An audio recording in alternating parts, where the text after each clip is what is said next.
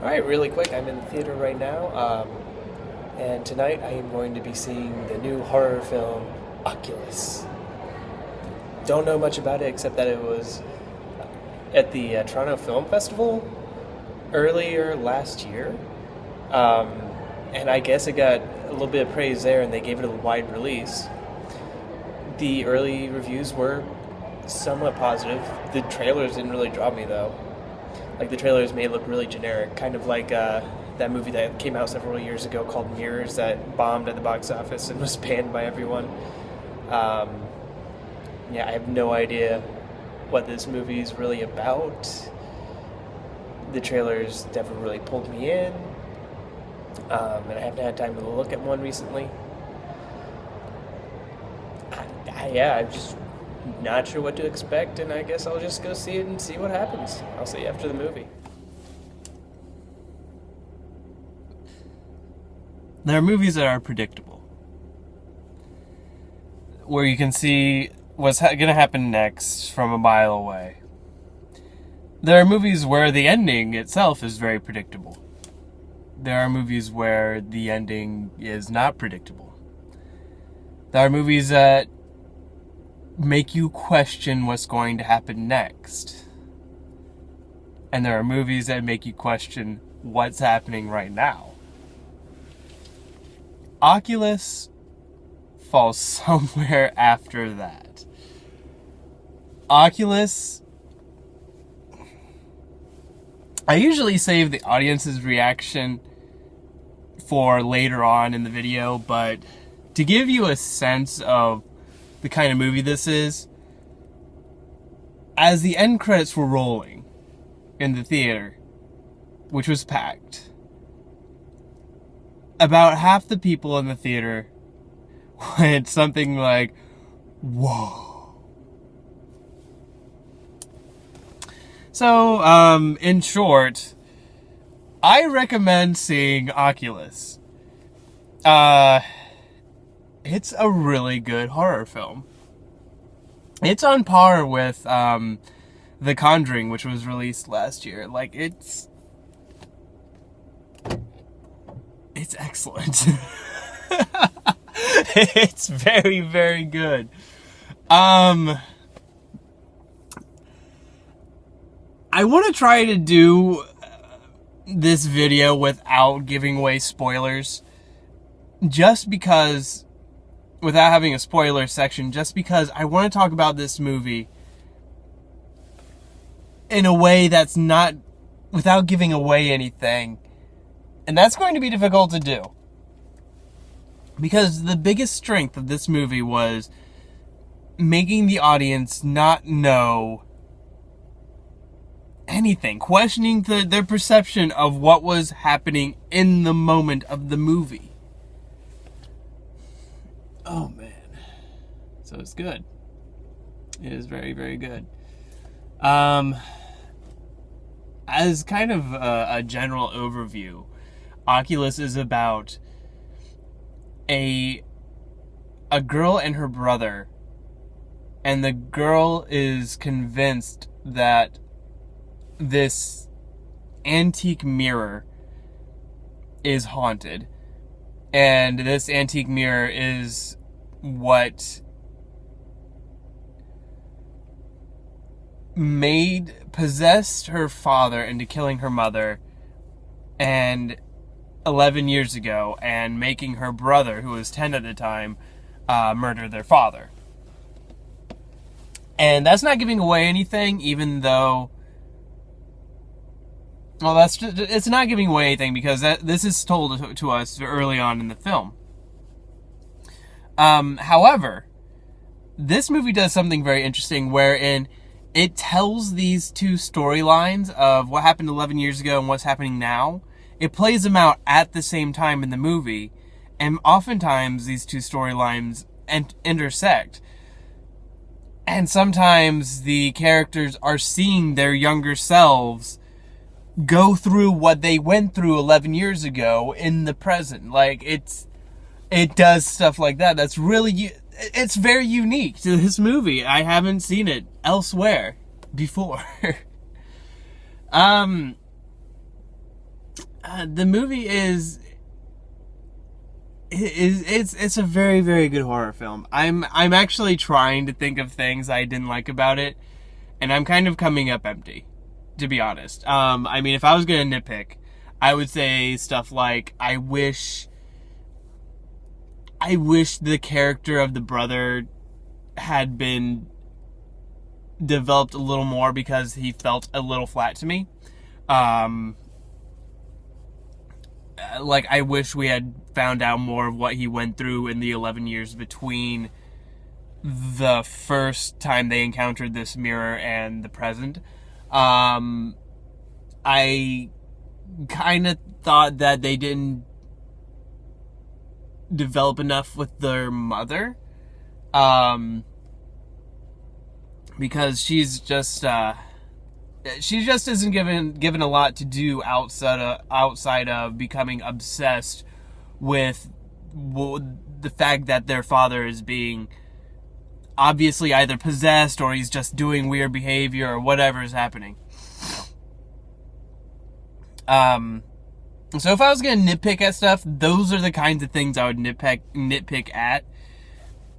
And because there are very few things like that I can nitpick at, that also shows you how strong this movie is. They also probably could have had a maybe a little bit stronger relationship between the brother and the sister, but other than that, the relationship was pretty strong, I thought. My God, it is really tough talking about this movie without giving away spoilers. And I can't give away spoilers with this movie. I can't risk it. I'm not even gonna risk it.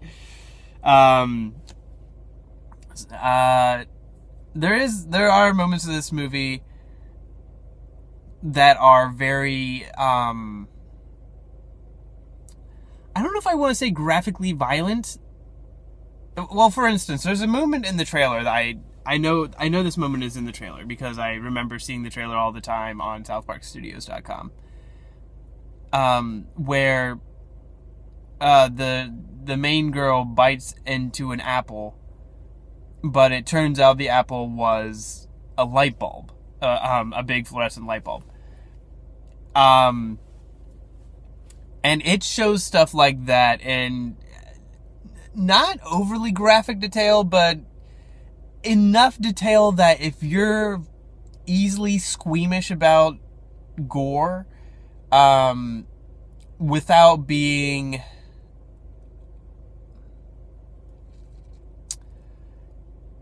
without it just being something that like gives you a thrill or makes you scared, like if blood of that nature sickens you to your stomach, you're not gonna want to see this movie. Or if you do see it, you're gonna wanna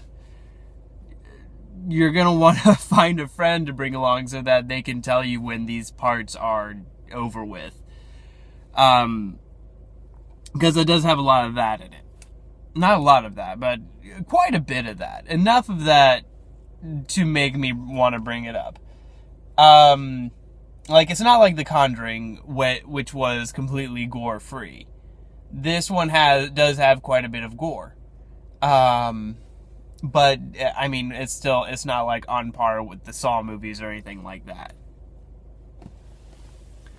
And it uses the gore intelligently and with purpose. So that it's not just we're sawing off someone's arm to make you afraid of people having their arm sawed off, or we're trying to get a cheap thrill that way. It's very smart with the types of gore scares that it does. It uses those types of things very intelligently. And it uses them in ways, like I said before, that keeps you guessing into making you question what is going on right now. Like, what is really happening to these characters in this moment. Which is the movie's biggest strength. And that's awesome. And that's awesome. It really is. I haven't seen a lot of movies do what this movie does. I don't know if I've seen any movies that do what this movie does. Specifically. There are broad things, yes, but specifically, no. Yeah, this is, without a doubt, Oculus is one of the best horror films to be released in the last, definitely in the last 10 years. It's like The Conjuring. The Conjuring was like the biggest movie of last year, a biggest horror film of last year. This is the biggest one of this year. They're pretty much on par with each other. They're both very thrilling. This movie is very thrilling. And not just because it's scary, which it is.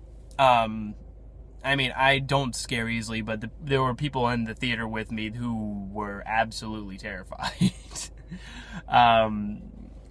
I could tell that it was being really effective on them. I was just admiring the craftsmanship that was going on in this film because it's very smart. It's a type of movie that makes you realize the types of movies that people like M. Night Shyamalan have been trying to make for the last 10 years or so. Probably more than that, because M. Night Shyamalan hasn't done a good movie in a really long time. This is the type of movie that should make other horror directors of today go, well, crap, now I'm kind of ashamed of myself for not being that smart and that innovative. That's how good this movie is. And the last time I checked Rotten Tomatoes, this movie only had like a 70-something, which I think is atrociously underrating it. But then again, maybe Rotten Tomatoes isn't always a big... It seems like they don't always give high ratings to modern day horror films, because even The Conjuring only had an 89. So I wouldn't quite go by what some of these other reviewers are saying. Go by what I say. Yeah, there's not even a whole lot I can say about it. The performances by the actors were very good. They were very convincing. Nothing Oscar worthy. I don't know if there's anything about this movie that's Oscar worthy or even Golden Globe worthy. Aside from the fact that it's just a very, very solid film. Even more than that, a very intelligent and innovative film. The type of film that's going to stick with you for a while after you see it, I'm sure. I just saw it, but I can already tell it's going to be a movie that sticks with me for a while. There might be parts of it that you will argue get a little on the campy side toward the end, not at the very end, but maybe in the last, maybe within the last 20 minutes, there are things that happen that might get a little bit toward the campy side. I don't know. It's kind of one of those things where it's up for your own personal taste and whether or not you think it's effective or you think it's warranted. And the only reason why I bring it up is because I am also questioning whether or not I thought it was effective.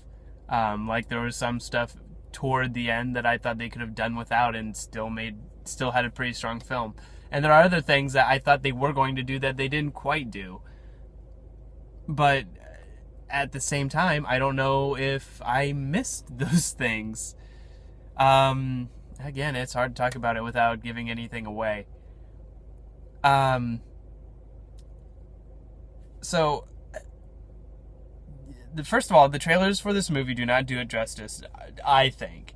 I was talking to my girlfriend earlier, and she said that she thought the trailers made it look awesome.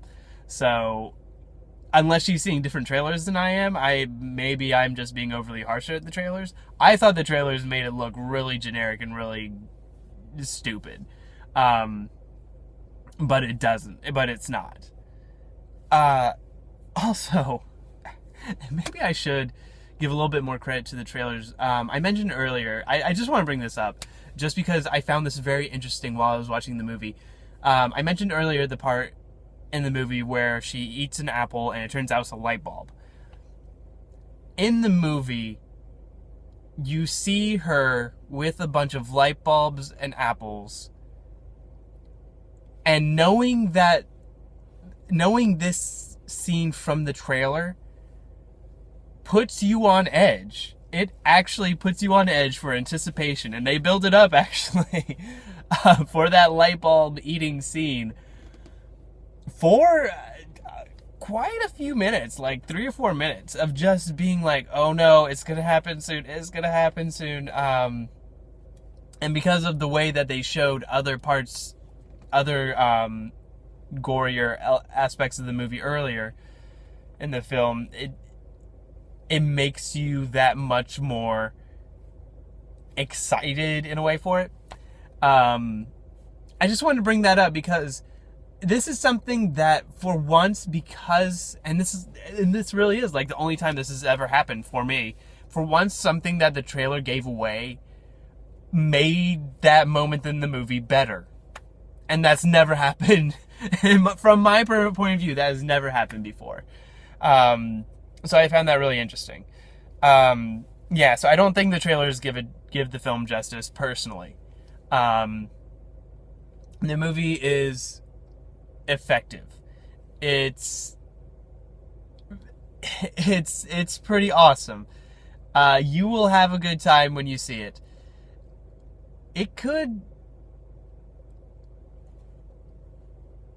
I don't want to give away anything. I don't want to give anything away. So I think I'm just going to leave it here. I'm really excited about it. I really, really like this movie a lot. It's probably going to be one of my favorite films of the year. Even though it was released at the Toronto Film Festival last year, whatever. I'm counting it for 2014. This is going to be one of my favorite films of the year, I'm pretty sure. Like, it's up there with movies like Lego Movie and Captain America right now for me. So if you're looking for a good horror film for this weekend, see Oculus. That's all I gotta say about it. Just see Oculus. Have a good time at the movies, and I'll see you later.